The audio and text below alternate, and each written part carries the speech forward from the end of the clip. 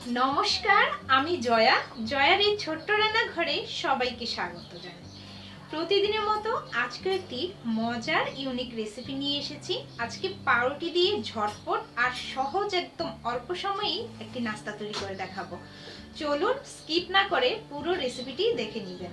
আর চ্যানেলটি যদি সাবস্ক্রাইব করা না থাকে অবশ্যই কিন্তু সাবস্ক্রাইব করে রাখবেন। চলুন মূল ভিডিওতে চলে যাই। নাস্তাটি তৈরির জন্য এখানে আমি 6 পিস পাউরুটি নিয়েছি। চাইলে বাড়িও কিন্তু পাউরুটিগুলো নিতে পারেন। তো আমি মিডিয়াম সাইজের পাউরুটি নিয়েছি, আপনারা চাইলে যে কোনো সাইজের পাউরুটি দিয়ে এটা করতে পারবেন। এবার একটা মিক্সিং বোলে নিয়ে নিচ্ছি 2টো ডিম। ডিমটাও কিন্তু বাড়িয়ে নিতে পারবেন। সাথে স্বাদ মতো একটু লবণ দিয়ে দিচ্ছি। এবার ডিমগুলোকে খুব ভালো করে ফেটিয়ে নিচ্ছি। ভালো করে ফেটানো হয়ে গেছে। এবার ডিমটা একটা সাইডে রেখে এখানে 1 পিস পাউরুটি নিয়েছি। আর ডিমের মিশ্রণ থেকে একটু ডিম নিয়ে ব্রাশ করে দিচ্ছি একটা পাউরুটির উপর। তো দেখতে পাচ্ছেন কিভাবে করছি। এই স্টেপটা খুবই সহজ। তো আমি এই ডিমের মিশ্রণটাও অল্প অল্প করে এভাবে ব্রাশ করে খুব ভালো করে কিন্তু লাগিয়ে দিচ্ছি। তো একটা সাইডেই কিন্তু এভাবে লাগাচ্ছি। তো এবার আরেকটা পাউরুটি এনে এর উপর দিয়ে দিচ্ছি।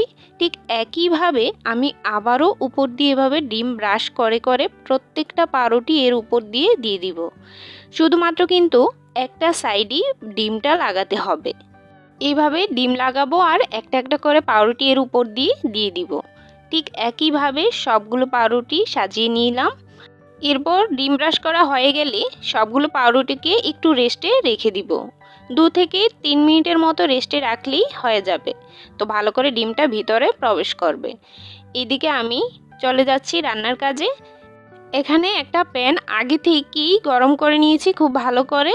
আর এবার 2টো পিস করে পাউরুটি আমি এর মধ্যে দিয়ে দিব। এটা কিন্তু শুকনো তাওয়া, কোনো প্রকার তেল ছাড়াই কিন্তু ভেজে নিব। আর 2টো সাইড একটু লাল লাল করে ভেজে তুলে নিলেই ভালো হবে। এভাবে শুকনো তাওয়ায় তেল ছাড়া ভাজলে একটু উপর সাইডটা হার্ড হবে আর তখন কিন্তু খুব ভালো একটা ফ্লেভার আসবে। তাই জন্য তেল ছাড়াই কিন্তু এটা করতে হবে। আর তেল ছাড়া করলে আরেকটা উপকার, তেল দিয়ে কিন্তু যে কোনো খাবারই একটু কম হেলদি হয়। আর তাই এই পাউরুটির নাস্তাটি নিঃসন্দেহে একটা হেলদি খাবার। তো পাউরুটিগুলো 2টো সাইড খুব ভালো করে ছেঁকে তারপর নামিয়ে নিলাম। এবার একটা কাঁচির সাহায্যে মাঝ বরাবর 2 টুকরো করে নিচ্ছি। এভাবে আমি 4 টুকরো করে একটা পাউরুটিকে কেটে নিচ্ছি। এবার সবগুলো কাটা হয়ে গেছে।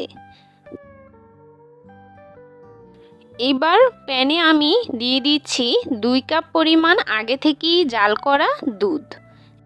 এখানে দুধটাকে একটু জাল করে ঘন করে নিয়েছি, তাহলে টেস্টটা খুব ভালো আসবে।